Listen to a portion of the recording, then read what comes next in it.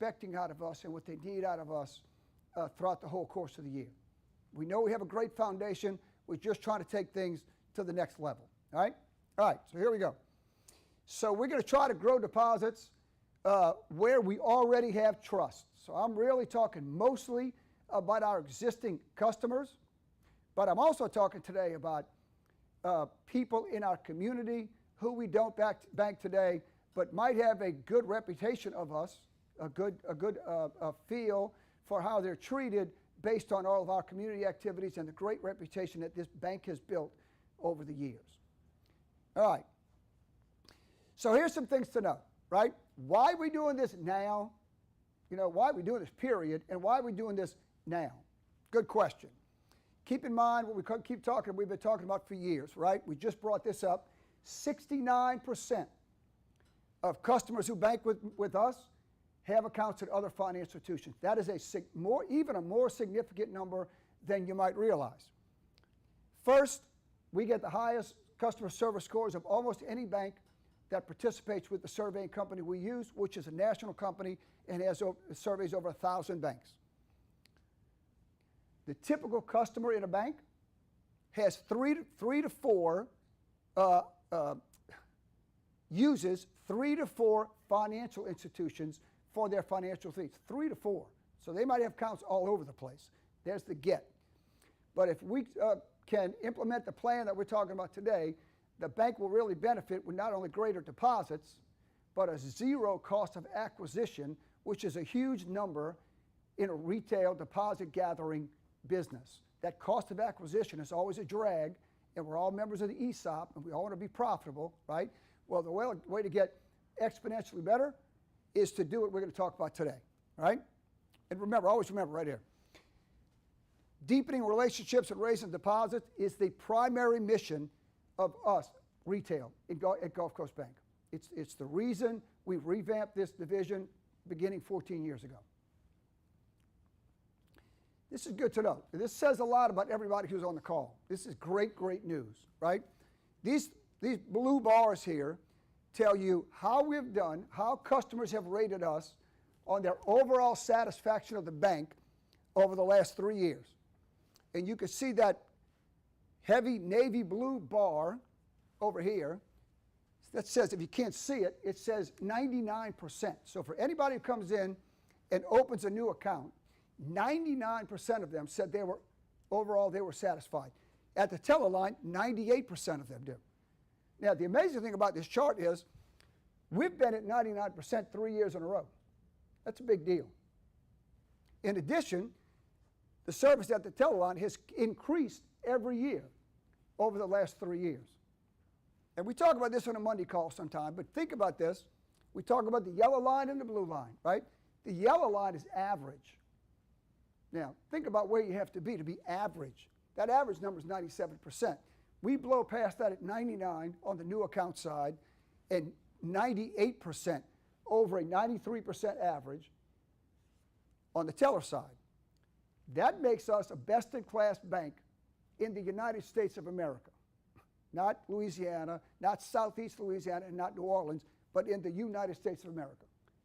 Not even just the continental U.S., by the way, includes Hawaii and Alaska. Just saying, right? Now, so that's the rub on the 69%. This is what gives everybody heartburn. This is the graph that tells you how many people that bank with us today, customers surveyed, we're not making this up, these are our customers, do not bank with another financial institution. And you can see we're improving every year. So we're getting somewhere. But you understand that 31% puts us 6% below average in this category. In other words, other banks score on average 37%. Not best in class, but average.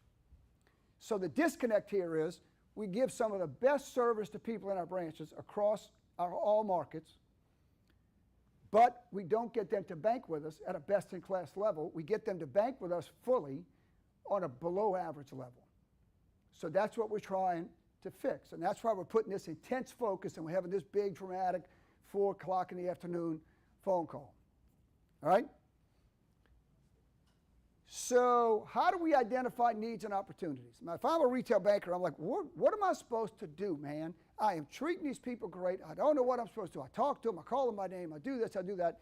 And I just seem to not really be able to get in a conversation with them where they will actually make the move and consolidate with Gulf Coast Bank. And here's the ways. This is nothing new. Some of this we've been talking about for many, many years. There are 4 important ways that I'm going to cover today. The first is the famous relationship reviews.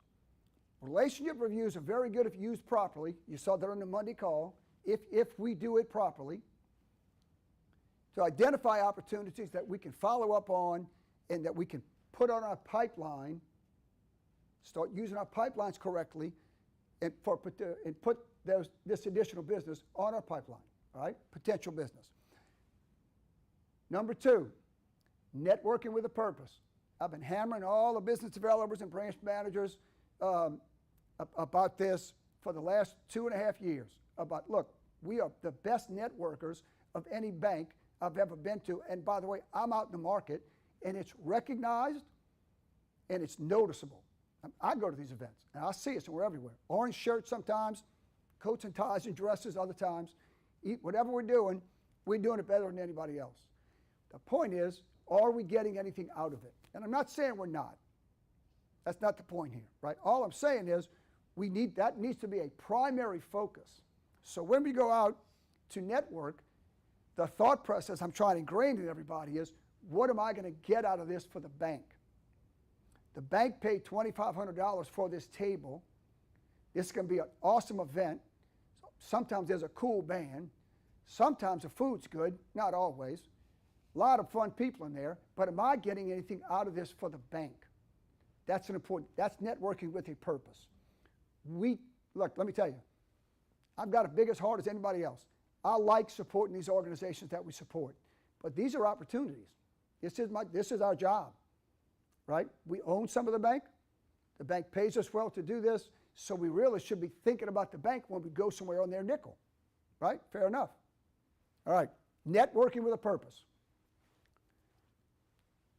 This other stuff is just being a banker 24/7, right? Number 3, be aware of life stage triggers, right? If somebody's going through something, that's probably a clue for you to talk to them, because they oftentimes need financial help. So we do a lot of awareness work to put ourselves out there so we're top of mind. But the second piece of that, all that marketing, all the sponsoring, all the stuff we do to get our name known, all the work that you do on LinkedIn and meeting people at these events to get your name known, let's make sure we carry the ball all the way past the goal line. And one of the easiest ways is to know what's going on in their life. Have a simple conversation with them. Brian must have said the word conversation 10 times on the Monday call. Just have a conversation. People love to talk about themselves. And oftentimes it'll give you a clue that you can help them. You don't need to sell them anything. What they're looking for is help when they're going through some of these life stage changes. Move jobs, birth of a kid, any of those big things you think about. And I hate to say it, look, birth, death, marriage, house buying, and everything in between. Big life events. And the other one is just being a 24/7 banker. You let enough people know that you're a banker and that you're looking for their business, I can assure you they will remember that. And sooner or later, somebody's going to say something. I've gotten referrals. Brian Martineau's in the room with me. He was a commercial lender also with me. Lloyd Duran's been at this a long time. Once people know that, they will just come to you. Because when somebody's asked, I wish somebody could find somebody that could help me with this, whatever it is. Might be the fact that this bank I was at, I just hate them. You know what you ought to do? I got a guy at the bank. People, they love that. They love to be able to give that advice, is my point. That's why we always want to ask for referrals. We want them to know we would like more of their business. And if they already have everything with us, as Dana Clegg always says, once I know I got everything, make sure to tell your friends and neighbors, right, that I'm available for them also. Big deal. Now, just so you know, as we get into this initiative, every branch manager and every CRB tomorrow morning in your inbox is going to be a list of your customers. Now, we're going to ask you to call these people on this list over time, and we'll go into the details of that in a minute. But I will tell you this list will help you focus on somebody. Because I'm sure you're going to listen to this call and come back tomorrow, and without the list, you're going to be like, I don't know where to start. This is where you start. You don't have to start here. I'll get into that in a minute. But it is a place to start for those who can't think of what else I can do. Now, I will tell you this. Gulf Coast Bank retail customers will be assigned to one retail banker. One, which is very difficult. Sounds like an easy thing to do, but you know, when you open somebody's port, one customer has accounts with 5 or 6 different retail bankers. Peter and I have come up with a methodology with Rachel Burmaster's help to figure out who we're assigning who to. So don't freak out if you don't see somebody that you think is your customer, right? Because for right now, we used a methodology best we could to figure this person, this customer probably belongs to this banker. For the purposes of this initiative, we're asking that you focus on this group, but if you want to call us and say, hey, what happened to Susie May? We'll tell you where they went. You call that banker like, do you know this person? Because if not, I'd like to call on her. Y'all deal with that yourself. But use the list. Use the list because this is where you're going to find people that you might be able to consolidate their relationship.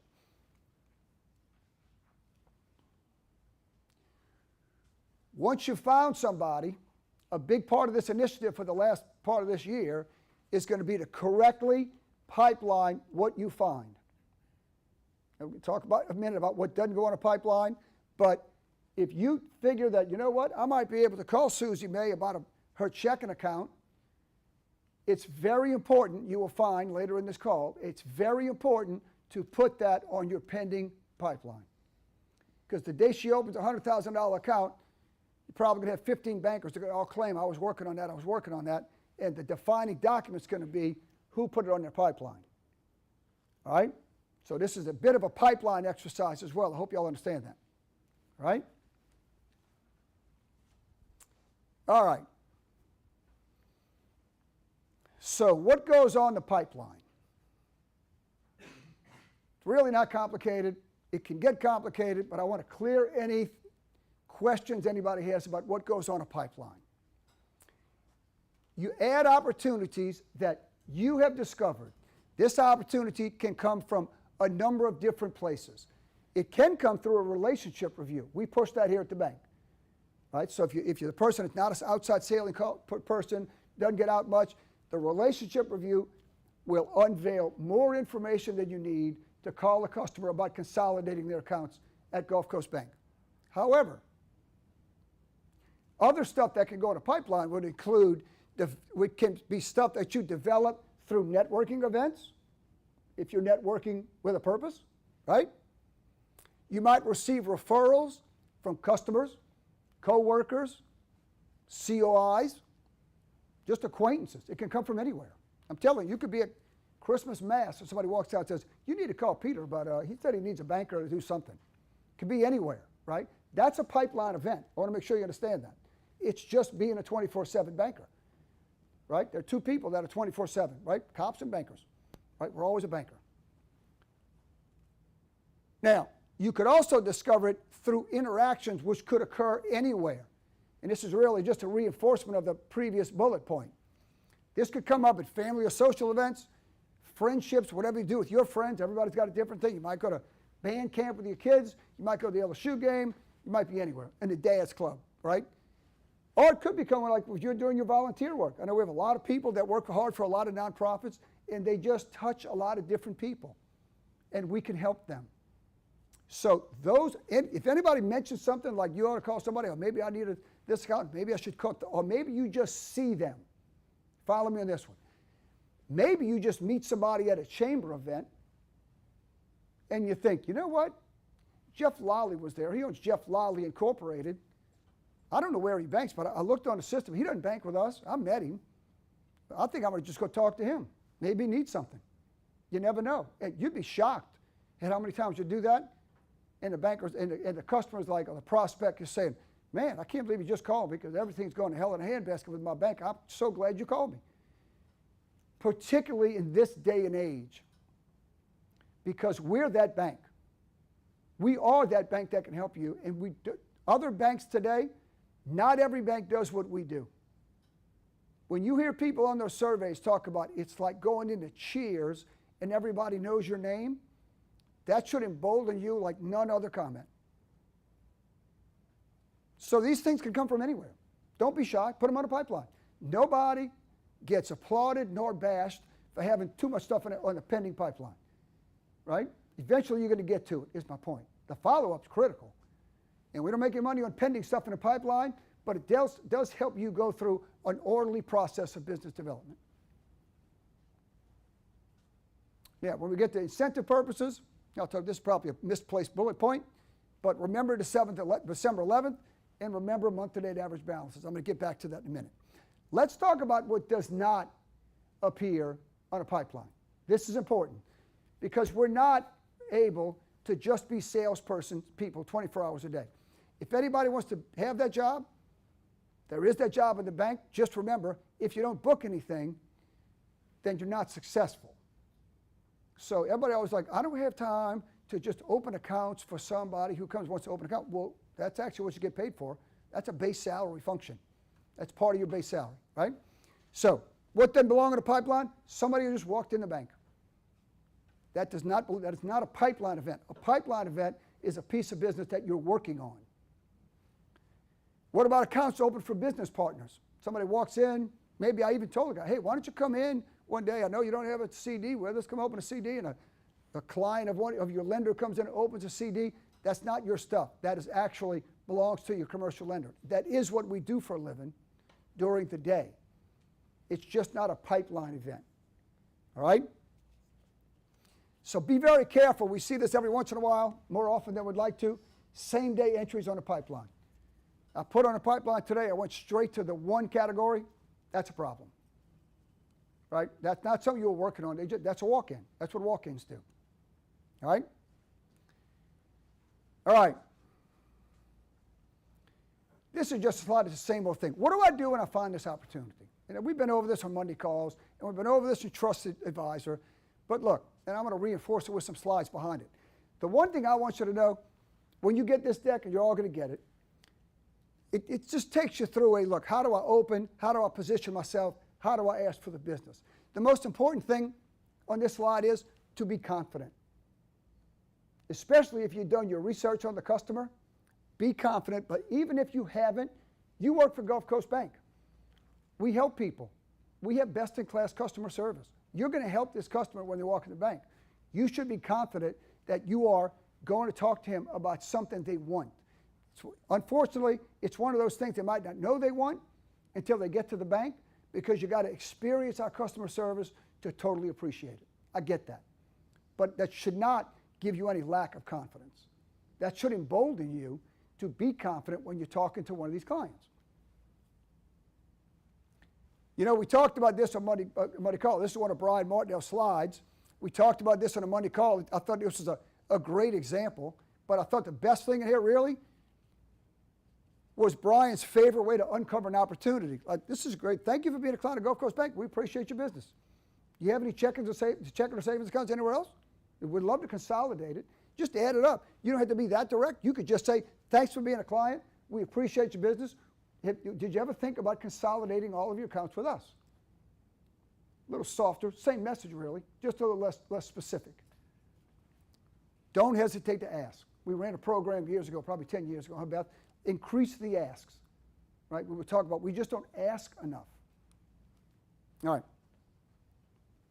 By the way, the thing you'll find if you do your relationship reviews, Brian and I knock our head against the wall every time we end up in a conversation about this, what we whiff on all the time, the select checking upgrade. We have more customers in interest checking than you can imagine that ought to be in select checking. That might be my fault, because I always tell everybody, like everybody walks in the door, you really need to put them in interest checking. That's a holdover from when we used to put everybody in free checking. Select checking is better if they qualify. Brian gave us this example on the call. This guy select qualified got balances that sometimes exceed $1 million. That should be a tip. You don't need $1 million to be select, but that should be a tip. Doesn't even use his debit card. I mean, the big get in an interest checking account is you use your debit card, you get some bonus interest, right? This person is not a debit card user. If you just take a minute and we look at him on the screen, you will realize, yeah, this guy doesn't even really need to be an interest checking. It's cool that he is. He gets a lot of stuff for being there, but he's not really utilizing it. Truth of the matter is, look at all the stuff he gets if he's in interest checking. Excuse me, select checking. He gets all of this, and the only thing was funny, right, because I had this conversation this week, and somebody said, you know, I try to put him in there to sell. Why don't we talk about that? I don't use cash, just checks and wires and money orders. Well, you know, that's very true. That's probably a very true statement. The problem is you never know when you're gonna. You never know when you're gonna need one of these things. But you know what's gonna happen. You're gonna come in, somebody's gonna come in and say, you know what, he's an interest check customer, he's got $1 million, he wants a cash check, he wants to waive the fee. I'm gonna be like, man, why didn't he select checking? If you'd upgrade, it'd been fine. Well, I missed it. Well, why don't you pay the $25, right? I mean, seriously. At the end of the day, let's get in front of this and make it more seamless for the customer, because what you're doing here is building trust. If you call somebody and say, look, I'm calling you, I looked at your accounts, you really qualify to be in our select product, it doesn't cost anything, I can upgrade you over the phone. Like, really? What's the catch? There's zero catch. I'm giving you more benefits, you guys no negatives, it's all in your favor, but you really ought to be in select. So if there's any benefits to me, I'm hoping that you'll trust me and you'll stay with the bank longer, because we are looking out for you. That's what people don't get at other banks. That's the whole key. All right, so let me ask you this question. I want to make sure everybody understands this part, because this is an important part of the incentive we're getting ready to roll out. What do I do when the account opens up? I pipelined it, but what do? I know, simple stuff. Everybody knows how to do this, right? But I know we're trying to get better at pipelines, so we want to make sure, right? You put it in the one column. So let's say I'm talking to, who do I use? Maybe, I think it's this one. So let's say I'm talking to David Watts. I book him, right? I take it out of pending. I put it in one, and automatically the date's going to change. As soon as I do that, the date's going to change. You can't affect that. It just happens. But I want you to key into that, because that's what we're going to key into when we roll out this incentive, that date. It's a repeatable process. Pull a reviews or find an opportunity and organize your call plan. When am I going to do this? Branch managers at CRBs make their daily calls. Managers review the progress with their team. But hopefully I'm getting some UBs and ops officers in the room now. Bankers follow up with their leads and work with teammates to find new leads. UBs and ops definitely have a part of this program, and they're going to be vested in it as well. But at the end of the day, don't forget, the only thing that matters is the closed deal. When it comes to this kind of stuff and getting somebody's complete relationship and consolidation, the focus has got to be on closed deals. When you leave on Monday, did I close anything today? When I leave on Tuesday, did I close anything today? That's the key. Genuine interest in the customer and a customer need opportunity should equal a recommendation that they're very happy to say yes to.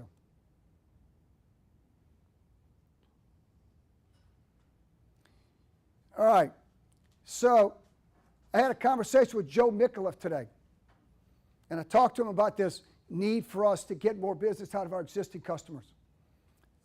He said the problem is the limiting belief. If you went through that training, what is the obstacle to me getting started? So that's right. I'm asking you to pay very close attention here. Kind of listen with your ears and feel this with your heart. All right. Problem is, everybody tells me they don't have any time for this. I get that a lot, right? That, by the way, the average person walking around, average, not everybody, average person, has got like $65,000 in a bank somewhere in various accounts. $65,000 on average. If you just got their checking account, it's $8,000. I've had bankers tell me that this just really, it's not really worth my time. You know, that's what Joe told me. This isn't the problem. The problem is they don't think it's the best use of their time. You know, it's embedded all throughout the sales excellence process, this relationship building theme. But I've had people say it's not worth my time. I'm chasing bigger fish, right? That's kind of Bruce's deal, right? And you should chase big fish. Problem is, big fish, they don't close very often, and it takes a long time. In the meantime, don't forget about the little fish. Because if you just focus on the big fish, you're going to post a lot of zeros day to day to day to day to day. And that's the part that's killing us. Because the big fish take a long time, and then when you average that out on all the number of days it took to chase them down, not as big a fish as you might think. This is worth your time. This is what we do in retail. We're not wealth management advisors. We're not commercial lenders. We're retail bankers. We help small businesses, and we help consumers 9 times out of 10. You got to get over this limited belief, right? This obstacle that you're putting in front of you, because this is what the bank needs us to do. That's the big point. All right. So I know we got 4 months left, but I'm going to explain this. So we're going to launch today the final 4 months initiative, right? The incentive plan. Here we go. Here's the deal. Branch managers, CRBs, and BDOs will have dollar goals that relate specifically to new money that comes in through the pipeline. Remember that December 11th day and that average month to date? That probably should have been on this slide, right? We're using, you bring it in, whatever the average balance is on something that you developed, business you developed, put in your pipeline and won it. We're going to take the average balance on December 11th, and that's the number we use to calculate how you did over this 4-month span, mid-August to mid-December. Branches will have dollar goals. So CRBs, branch managers, and BDOs do.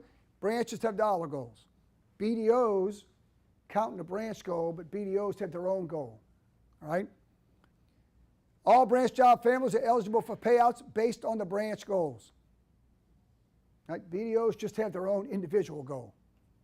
Performance at 120% over goal gets an additional incentive, and only qualified dollars on the pipeline as one count. Please pay attention to that last bullet point, because we get a lot of questions on this, and I'm just asking you, please, if you call us this time with a zillion questions about stuff that's already on the slide, that would be a problem. We've done a lot of work here to make sure that everybody understands how the program works. However, any dollars open due to a CD special that's run during the second half of the year do not count. The whole idea is to set the bank up to where we don't need the CD special. That's the point. The incentive payout everybody gets, if the branch team goal is achieved, branch manager, ops officer, CRBs, and UBs all get paid. Everybody in the branch get paid if the branch makes their goal. The producers, the deposit growth producers, branch managers, CRBs will earn $1,000 each for 4 months of work. Ops officers and UBs earn $500 each. Now, I will tell you that part of this is this. The reason I wanted to make sure that everybody was included. What I see in branches when I go through branches these days is there's a lot of CRBs that are doing just customer work and working their book. There are other people at desks that get caught up in, I don't even know, debit card reissuances and, I don't know, change of signers and all that kind of stuff, whatever somebody else can do. So I want to make sure that both these parts of the bank understand this. The teller line is not a dividing line between the desk and the teller line. We're all on one team here. So when the UBs can help us find business and refer business, but folks behind the teller line could also help with some of this service work, so these people can make, the people at the desk can make all these calls and go to all these networks events during the day so they can drum up some new business so we can fill this deposit hole that we keep getting ourselves into every second half of the year. So I'm asking for your cooperation on that. The branch team payout is if everybody's over 120%, everybody gets an additional $250 across the board, regardless of position. For branch managers and CRBs that don't make the branch goal, but they make their individual goal, they get $750 plus an additional $250 if they're 120% over their goal. By the way, the team payout, this is not paid in addition to, this is paid if you make your goal but the branch doesn't make the goal. You don't get paid both. BDOs, strictly individual goal, same thing, make the goal $750. I know you got to book it in a branch. This is a branch team thing, and BDOs want to be independent, so everybody's independent. But you do get you paid on your individual goal. All right, here's what y'all wanted to see. So here's the goals. We got you in 4 transfers. This is basically based on how many CRBs you have, because everybody's got a branch manager, right? $3 million, $2.5 million, $2 million, and $1 million, depending on what branch you're in. You'll get the deck. If you can't see it on the TV screen or whatever, you'll get the deck. The individual goal for all CRBs is $1 million. So everybody's got $1 million, got 4 months to do it, it's $250,000 a month. All right, so it's a 4-month initiative, runs August 13th to December 11th. Remember I showed you that date? When the date changes in the 1 column, that's why this is a key. Starts on August 13th, ends on December 11th. Cool thing is, if you make your incentive, the incentive will appear in your check before Christmas on December 18th. Is that right? Yep, December 18th. So you get your money before Christmas like a Christmas bonus. By the way, the rest of the incentive plan that we already have in place stays in place. This does not override this. So if you have a good deposit, second half, you'll get paid through this plan and the regular retail plan. Oh, there we go. There's the slide right there.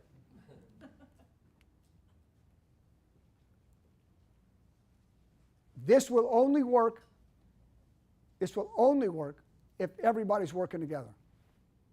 There's a lot of pressure on there. It's not really pressure in my opinion, but there's a lot of emphasis on everybody's working together and pulling toward this common goal. Remember, this is the main thing we do for the bank. It's not a job just for the top producers. Branch managers should respect some proactive sales time. Today I will tell you this. People will say, like, we just don't have enough time. Today, in the branches, each branch opens on average, you can look it up in a monthly management packet, 2 accounts per day during a regular month. 2. So most of the time that's 1 account per CRB per day. And remember, I'm asking the teller line to take some stuff off of my CRBs that they can do and have been trained to do. Jeff tells me that's a lot of that, right? A lot of stuff that they can do, depending on how busy we are in the branch. I get it. Some days busier than others. I sat in the Lakeview branch today, almost long time, and it wasn't busy, right? So that in Goodwood yesterday wasn't busy, right? I know there's some days that are busy. I get it. But there are a lot of days that aren't busy. And it's important now from a time management standpoint, if we're going to do all this research, right, which as I told you on the call, took me 30 seconds when I got the relationship review to come up with like 3 opportunities, right? So that this is very doable if we put ourselves in that mindset. Branch managers should respect that from their, especially CRBs, and should work with their ops officers to try to make that work, not to mention their own book. Certified relationship bankers, I recommend relationship reviews, or just reach out to clients, phone people, email, handwritten notes, in person, don't make a difference. And if you get a chance to network with a purpose. Now, ops officers and universal bankers, listen for deposit clues at the window, right? Make a warm handoff. Like, look, if I know somebody, why don't you let me just introduce you to CRB on the way out? Sounds like you might, not like the bank that you're working with, right? Or that, you know what? You can always tell me how great it is here. When somebody tells you it's great here, introduce them to a CRB. Right? See what they can find out. They might want to move everything. They might be telling us that and we don't think about it because we're so happy about it. But they might have business elsewhere, and that's the person we want to talk to. We're doing them a favor. If they hate their other bank, well, come over here. Right? All right. All right, I'm going to leave you. I've got 2 things to leave you with. So I was thinking about this. I hope everybody saw the Hall of Fame induction of Drew Brees. That was kind of cool. But I think a lot of people forget this. I question. One thing, The one thing that Drew Brees never was an NFL MVP. He was never MVP of the league. So think about this. As good as he was, set a bunch of records, I get it, right? But he won the Super Bowl.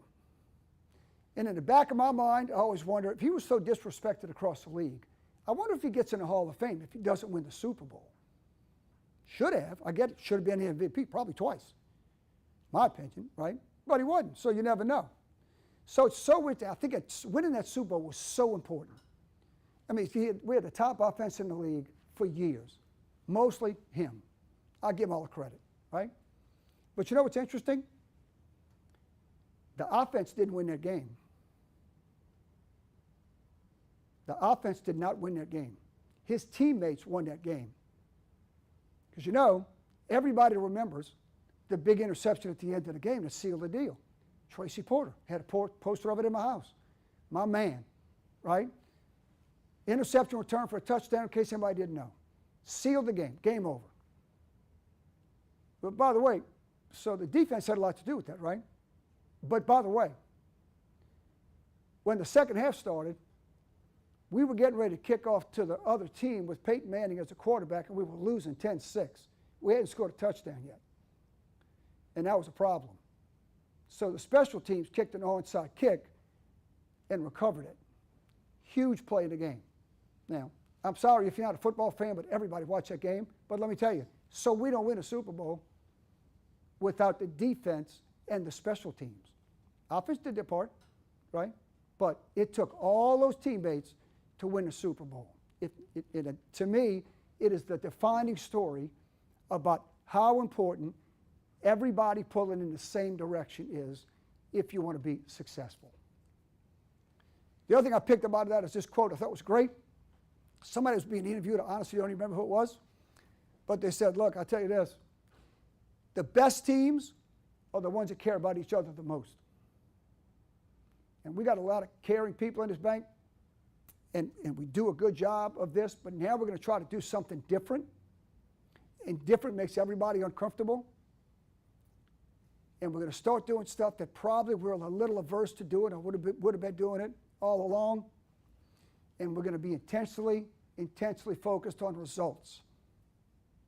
And all of that's going to be a little uncomfortable. And when something like that happens, you really need something to lean on. And what you need to lean on is your teammates. So just keep this in mind. If we're going to be successful, the best teams are the ones that care about each other the most. So that's the presentation for today. Brian, do we have any questions? I've got one so far, Stephen. It's from a BDO, and they want to know if they have their own portfolios, will they be receiving a client list as well to be able to work? Yes. If a BDO has their own portfolio, they'll be getting a list as well, just like all the retail bankers will get. Good question. Any other ones? Nothing yet. All right. All right. Any questions? Anybody in the room? Got a couple of people in the room. Anybody? A couple of regionals. Anybody? Lloyd? Beth? I'd like to add to what you just said at the end. Yep. Special teams, defense, offense, but the coaching. Yep. The big calls. So the coaches have to be involved for us to be successful. Yep. I'll see that as branch managers and regionals, by the way. So, yep, that's a very good point. All right, anybody else? Jennifer in the back, you good? All right, good. All right, thank y'all very much. Appreciate you listening. I tried to get here. I got you out here before 5 o'clock. That was close. All right, Brian, we good? Good. All right, thank y'all very much. Appreciate you tuning in.